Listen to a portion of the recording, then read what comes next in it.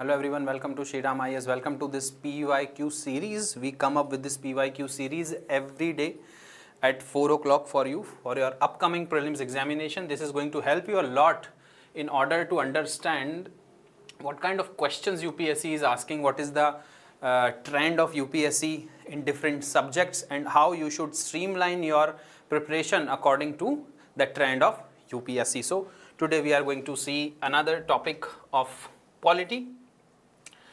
The previous year questions related to the fundamental rights. There are so many questions which are asked on fundamental rights by UPSC.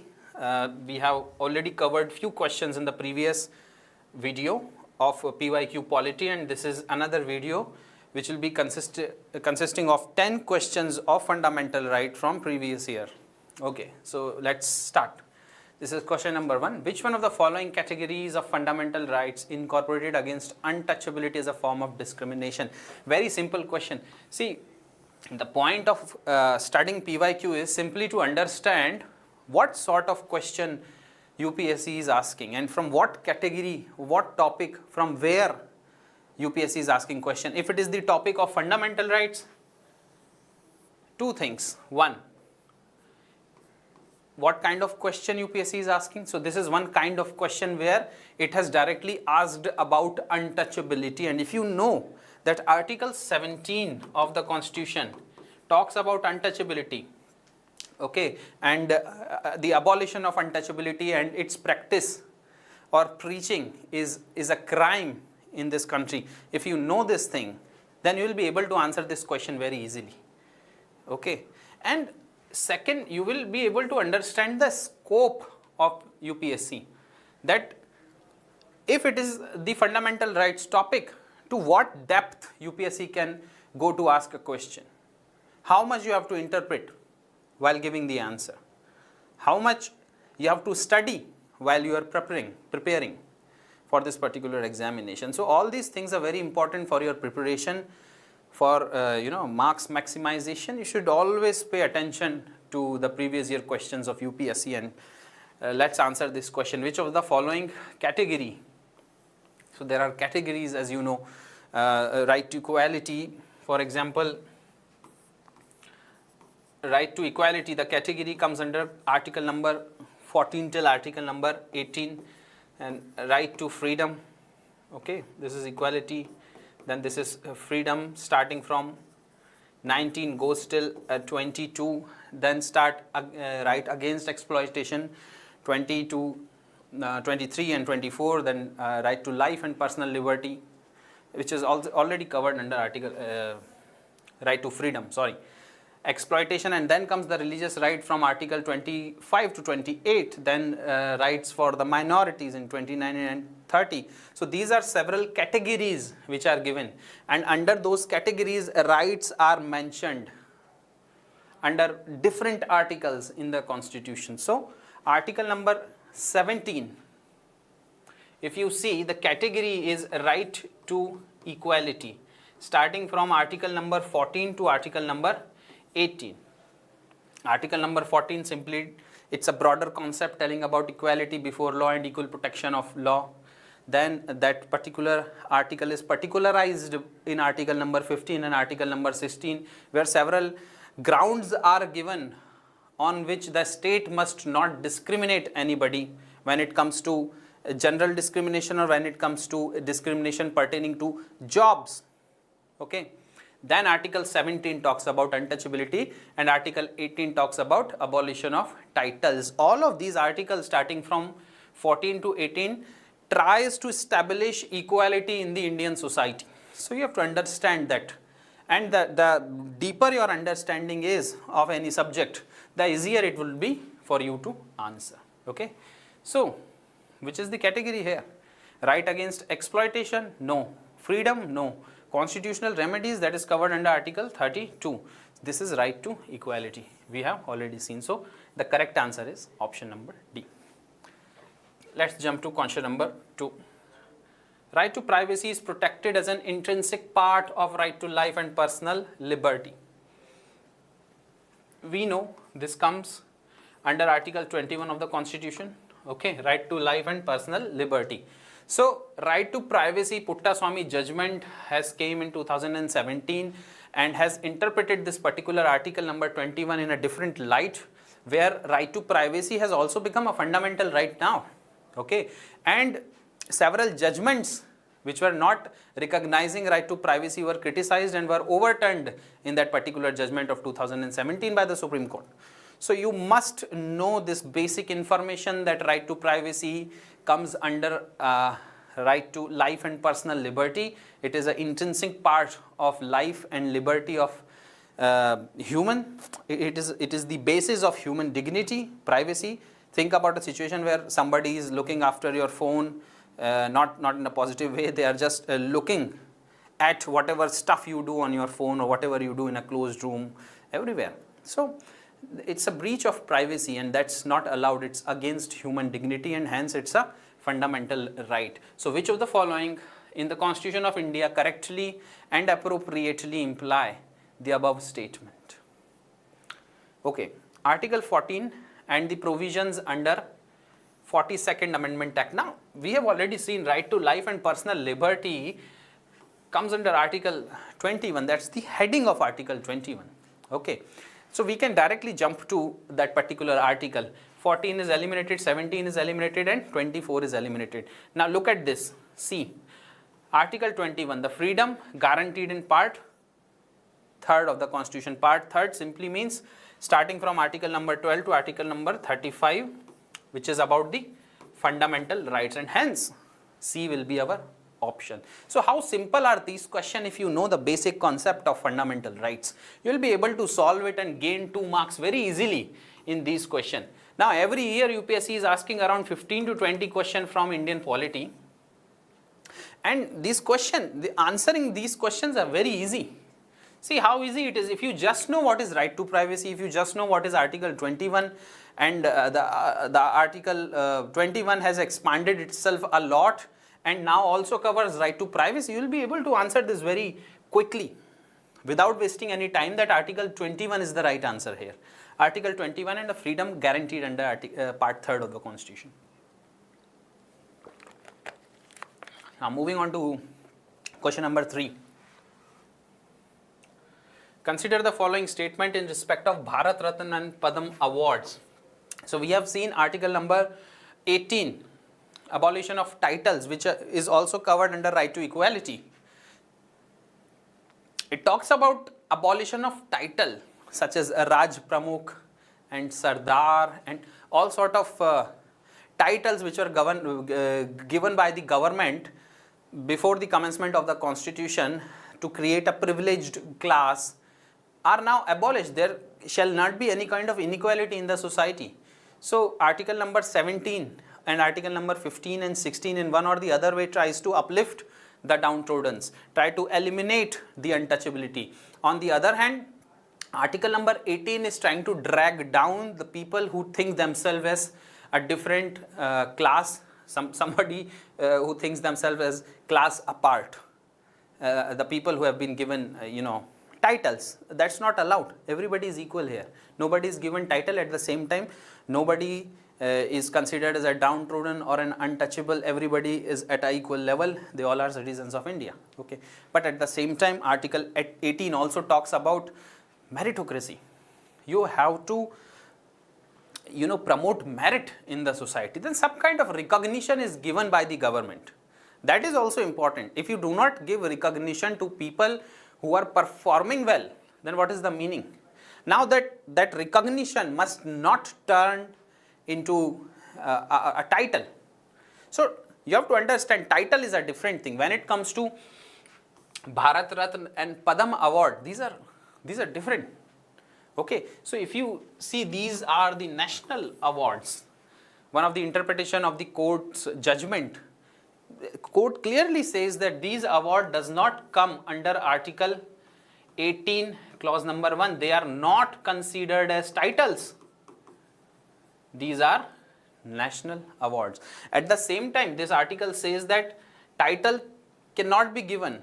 Abolition of title. If title were given, they are no more in use now. The government must not give any kind of titles. And if it was given, now they no more stand. So the simple thing is, accept titles which are academic in nature and military titles. Military titles. None of the title must be given by the government to the person. Now, this academic simply means doctorate. So you can, if you do PhD, you can put doctor in front of your name. That's because of the academic distinction which you have got. Military title, if you are, a person is a field marshal, or a person is a lieutenant or major general, or any of those things, they can be used and can be given by the government, and they are exempted from this word title under article number 18, clause number 1. Okay, I hope you're getting me. So Bharat Ratna and Padma awards are titles under article 18(1) of the Constitution of India. Not correct. They're not titles. Okay, they are national awards given by the government to the people of distinguished character, people who have brought glory to this nation, who are constantly working for the upliftment of the society, helping the society to grow, to reach to the optimum level, to the level where Indians can be recognized throughout the world. So those kind of personalities who have had immense contribution for the growth of the society, for the growth of the public, are given Bharat Ratna and Padma awards. Padma Bhushan, Padma Vibhushan, Padma Shri, these are the 3 categories of Padma award. Okay, so they are national awards. They are not under title. So this statement is wrong. Padma awards, which were instituted in the year 1954, this is correct, were suspended only once. Now this is not correct. They were suspended twice. From 1978 to 1979, this was the first time they were suspended, not given to anybody. And from 1992 to 1997. So these were 2 instances where they were suspended, and hence option 2 is also not correct. Now coming to third, the number of Bharat Ratna awards is restricted to a maximum of 5 in a particular year. Now this maximum to 3, okay, maximum to 3 it was, but in 2024, 5 people were awarded with Bharat Ratna. Karpuri Thakur was there, Prime Minister Narasimha Rao was there, L.K. Advani was there, and Swaminathan, he was a agriculturist, scientist, he was there. So in total 5 people were given Bharat Ratna in the year 2024. Now if you see this question, it was asked in 2021. So in 2021, the maximum number of people who can be given, who can be awarded the Bharat Ratna were 3, maximum number. Now it has become 5. So if you see this question from the lens of 2021, if you are sitting in the year 2021, okay, this statement is not correct. So if you see the key of UPSC, they have given none of these are correct as an answer. Okay, this is the answer, but you have to remember now, if you see now in 2024, this statement is correct, but according to 2021 question paper, this statement is wrong. And that is why the key reflects that 1, 2 and 3 are wrong statement. All of them are wrong statements. Not correct, they have asked. All of these are not correct. But remember now, as of now, from 2024, statement number 3 is correct, because the maximum number to whom Bharat Ratna was given was 5 in 2024. Coming to question number 4. Which article of the Constitution of India safeguards one's right to marry the persons of one's choice? So, marry comes under, of course, right to life and personal liberty. This is a very, very broad article. Especially after Maneka Gandhi case, the mammothnesss of this article has grown a lot. Now, many things, clean environment, right to sleep, right to have food, okay, education under Article 21A, privacy, and now right to marry. Everything is covered under right to life and personal liberty. Life and personal liberty. And court says that life does not mean mere human existence. It means dignified life. Now for dignified life, you have to live a dignified life. An important decision such as marrying somebody has to be according to your choice and your wishes, not thrust upon you by the society or by the seniors in the house.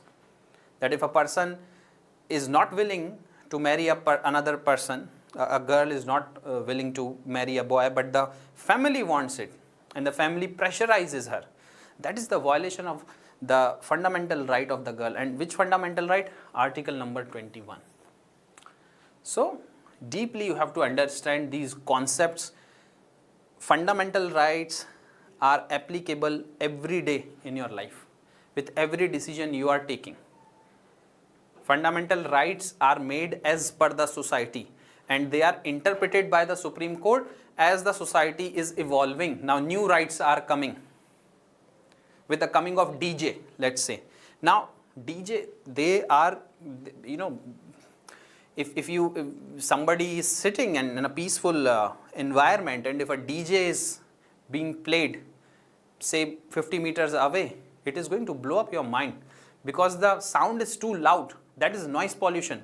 Even that is covered under Article 21. So always there are issues of one right against the other right. The other person have the right to celebrate their marriage by playing a DJ. It comes under right to freedom, also under right to life and personal liberty, that a person is marrying, and that is the reason why they are celebrating. But at the same time, their celebration must not infringe upon other people's right. And that is why Supreme Court has given an order that after 10 p.m. at night, DJ shall not be played. Okay, because the sound is too big, too huge. Volume is too loud, and that is the reason why it becomes noise pollution, which is, hampering with the health of individuals, especially the children and the old people. So again, very, very closely you have to see these rights. If you want to marry somebody and society doesn't allow you to marry that person, which right is infringed? Article 21. Okay. Now coming to question number 5. Which of the following are envisaged by right against exploitation? So we have seen different categories of right. Right to life and personal liberty was there under Article 21. Category starting from Article number 14.1, right to equality from 14 to 19. Right to freedom.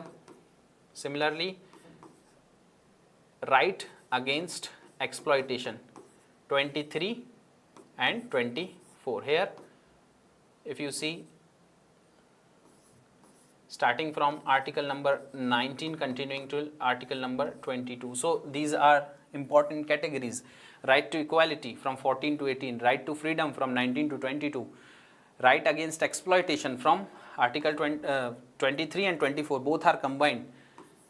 Right to propagate, profess and practice your religion, 25 to 28.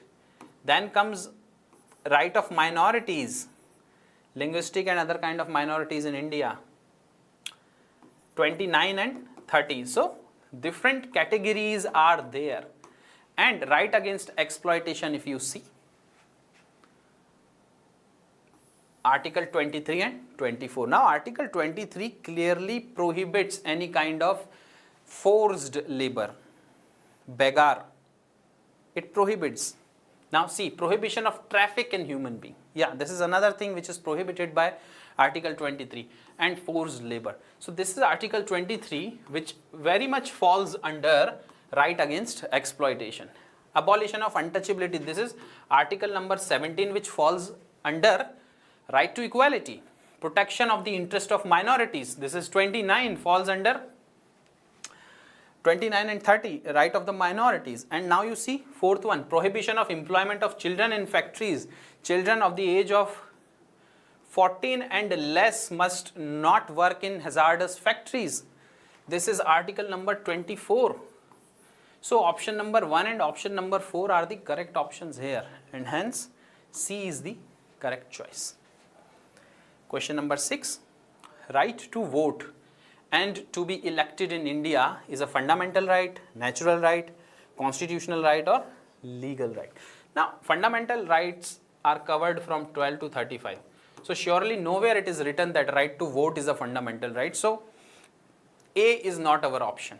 Natural right as such is not mentioned. Everything when it comes to right, even directive principle of state policy falls under natural right. We are natural biological being, social being, and just because we are born as humans, there are several human rights, natural rights given to us. Okay, so natural rights are a very broad term, not sort of mentioned in the constitution anywhere. This word, particular word, natural rights are not used and that is the reason this is not our option.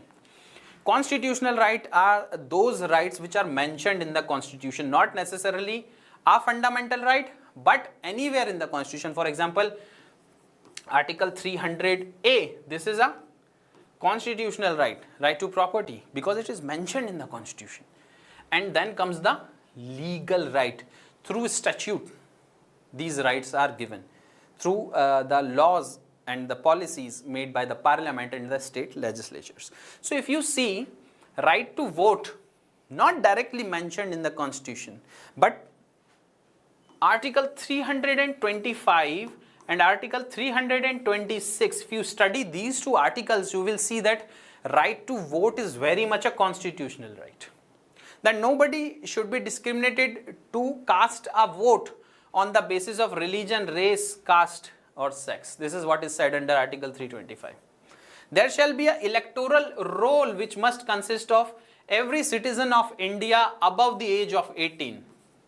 This is what is mentioned in article 326. So if you are a citizen of India and your name is there in the electoral roll and your age is above 18, then you have the right to vote, and it's a very much constitutional right because it is mentioned in the constitution. This age was 21, but it was increased to 18 by the 61st Constitutional Amendment Act, 1988 or 89. Okay. So, a electoral roll which is prepared by the Election Commission.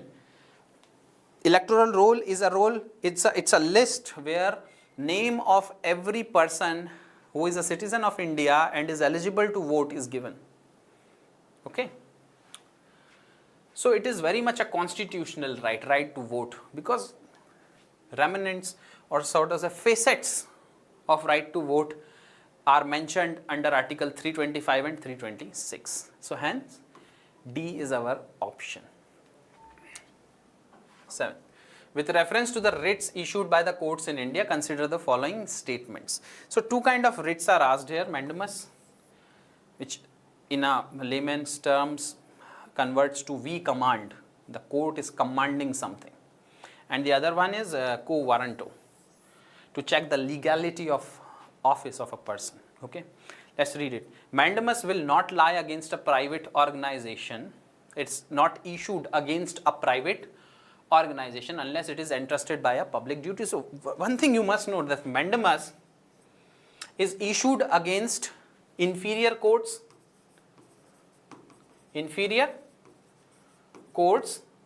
tribunals and government bodies. If any of these offices are not doing the work they are supposed to do, then the higher courts or the courts, wherever you go, it may be Supreme Court, may be High Court, you can approach Supreme Court directly under Article 32 and the High Courts directly under Article 226. Both of them can issue the writ of mandamus to the inferior court. Now, if you have approached the Supreme Court, inferior court would be high court and the other lower courts. If you have approached a high court, inferior courts would be the lower judiciary and tribunals and all the other courts.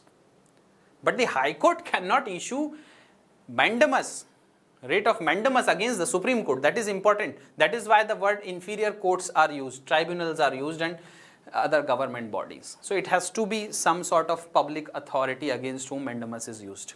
Mandamus will not lie against a company, even though it may be government. Now, government company is a public authority, and the writ of mandamus can be very well issued against government company. Why not? So this statement is not correct. Although this one is correct, but this is not correct. Third one, any public-minded person can be a petitioner to move to the court to obtain the writ of quo warranto. This is also correct. Not only the aggrieved party, but anybody, even you can approach the court and tell the court that somebody has usurped a particular post, and the court must check into the legality of the office. So third one is also correct. So 1 and 3 are correct. C is the correct option. Question number 8. In India, judicial review implies. So the courts in India has the power of judicial review.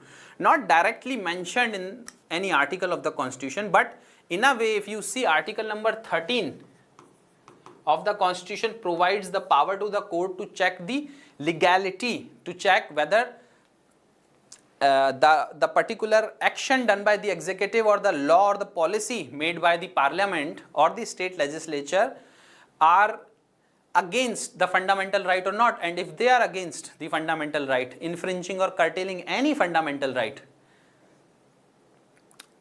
they will be declared null and void by the court. So simply you can see article number 13 tries to establish the superiority of the Constitution over any other law made in the country. Okay, this is important. And who is going to see whether the legality is there or not, whether the Constitution is superior or not? It is the court, and hence the power of review is given to the court, and hence we call it judicial review. So in India, judicial review implies what? The power of the judiciary to pronounce upon the constitutionality of law and executive order. This statement is very well correct. Okay, but anyway, we have to read the three other statements also. The power of the judiciary to question the wisdom of law. It does not question the wisdom of law.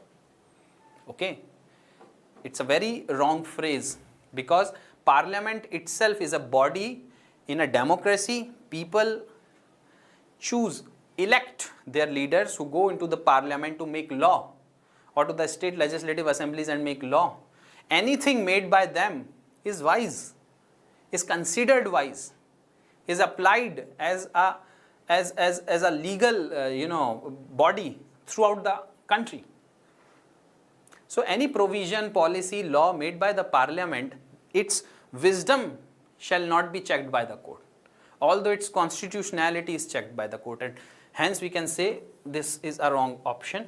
The power of judiciary to review all the legislative enactments before they are assented by. No such power to review all the legislative enactments. This is not given to the court.